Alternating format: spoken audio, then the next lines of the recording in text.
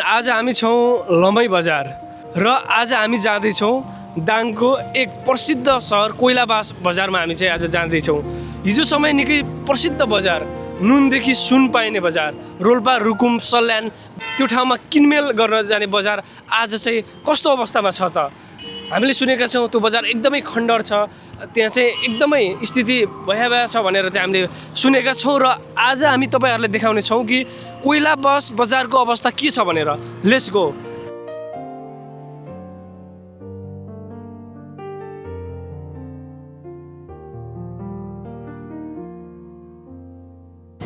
You can see है, अब कोइलाबास पुग्नलाई जम्मी 28 किलोमिटर रहेको छ होइन, 28 किलोमिटर।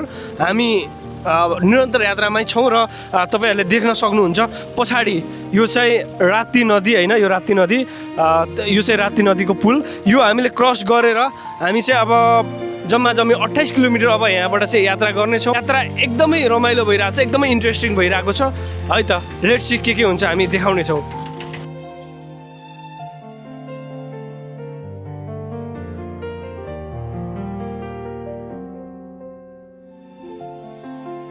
हेलो एभ्रिवान, र हामी निरन्तर यात्रापछि चाहिँ हामी कोइलाबासको एकदमै नजिक आइसकेका छौँ। यो भूभाग म जहाँ रहेको छु यो चाहिँ नेपाल पर्छ भनेपछि पारी यो अलिकति कुहिरो तुवाल पनि लागेको छ, उतापट्टि चाहिँ इन्डिया रहेको छ। हामी करिब कोइलाबासको एकदमै नजिकतर्फ चाहिँ हामी आइसकेका छौँ। बाँकी कोइलाबास कस्तो छ के छ भनेर हामी एकदमै उत्साहित छौँ। लेट्स गो, हामी चाहिँ अब जाँदैछौँ।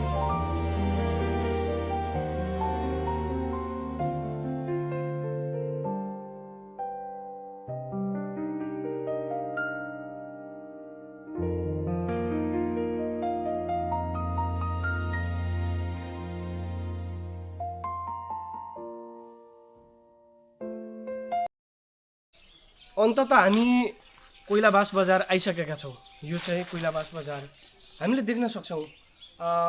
समय परिवर्तन भएसँगै यहाँको बजार स्थिति पनि, यहाँका भग्नावशेषहरू पनि एकदमै यो जीर्ण अवस्थामा हामीले देख्न सक्छौँ। यो कुनै बेला वन कार्यालय थियो, यो जुन हामीले देखाइरहेका छौँ। यो भवन कुनै बेलाको समयमा वन कार्यालय थियो भने अहिलेको अवस्था यस्तो छ। यो तपाईँहरूलाई हामीले देखाइरहेका छौँ, यस्तो अवस्था छ।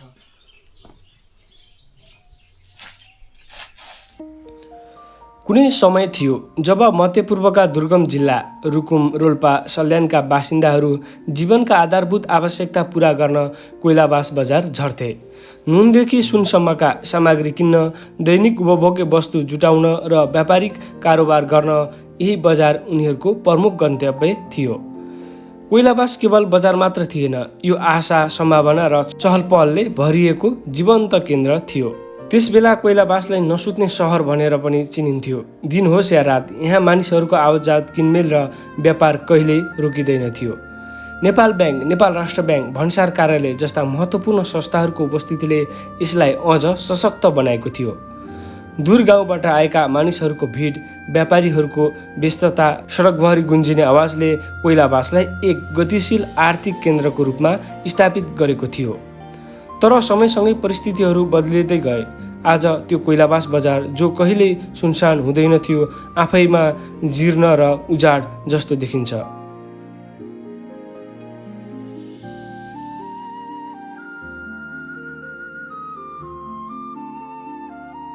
जहाँ कहिल्यै मानिसहरूको भिडभाडमा कमी हुन्थेन, आज त्यही सन्नाटन भएको छ। स्थानीय बासिन्दाहरूलाई पनि आफ्नो बजार बिरानो लाग्न थालेको छ।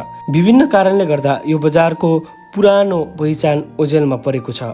पूर्वाधारको अभाव, आर्थिक गतिविधिमा आएको गिरावट, सीमापारको सहज पहुँचका कारण स्थानीय सामान्य किनमेल गर्नको लागि समेत भारततर्फ निर्भर हुन थालेका छन्। त्यसैले कोइलाबासको व्यापारिक जीवनलाई झन कमजोर बनाएको छ। यो कथा केवल एउटा बजारको होइन, यो एउटा परिवर्तन, समय र अवसर गुमाएको एउटा क्षेत्रको कथा हो। कोइलाबास जसले कुनै समय हजारौँ मानिसहरूको जीवन चलाएको थियो, आज पुनर्जागरणको प्रतीक्षामा छ।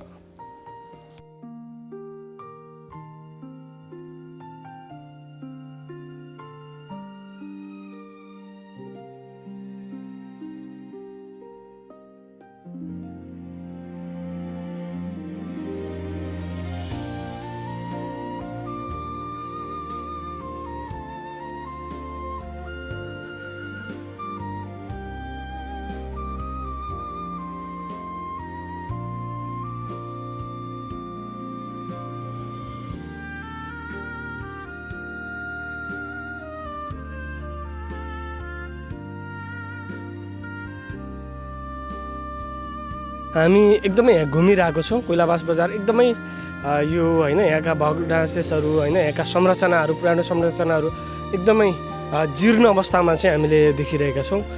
यो कुरा तपाईँहरूलाई पनि देखाइरहेका छौँ। यस्तो छ यहाँको होइन तपाईँहरूले देख्न सक्नुहुन्छ। गर्मी पनि बढ्दैछ, गर्मी पनि अब एकदमै बढ्दैछ। त्यसै गरी हाम्रो दाइ हुनुहुन्छ यहाँ, हाम्रो दाइ चाहिँ हुनुहुन्छ। दाइको शुभ नाम के होला? मेरो फिरोज खान। फिरोज खान होइन। कता तपाईँको घर कता? मेरो यही कोइलाबास। ए कोइलाबास होइन। गलवा गाउँपालिका हजुर वार्ड नम्बर 8। दाइ तपाईँ यहाँ कति वर्षदेखि हुनुहुन्छ यहाँ? म त जन्मेको यहीँ हो। ए होइन। अहिले 44 वर्ष पुगेँ म। ए पहिला कस्तो थियो दाइ यो बजार? पहिला त धेरै राम्रो बजार, दाङको ठुलो बजार हो यो। ए दाङको ठुलो बजार होइन। अनि अहिले त एकदमै यो चेन्ज भयो, एकदमै चेन्ज भयो अहिले।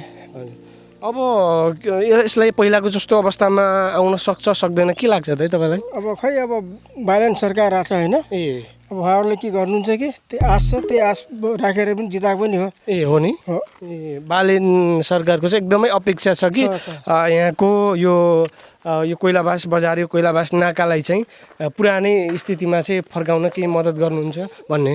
धेरै आश छ। फेरि यहाँबाट लगभग तपाईँको धेरै सिटले जितेछ। ए धेरै सिटले जित्यो। हजुर यहाँको कस्तो बसोबास गर्ने मानिसहरू चाहिँ कुन कुन उसको हुनुहुन्छ यहाँ? कुन कुन जातिको हुनुहुन्छ? कुन कुन समुदायको हुनुहुन्छ? मधेसी, मुस्लिम होइन, हजुर दलित, मगर हजुर अनि क्षेत्री बाहुन सबै छन्। ए हो नि।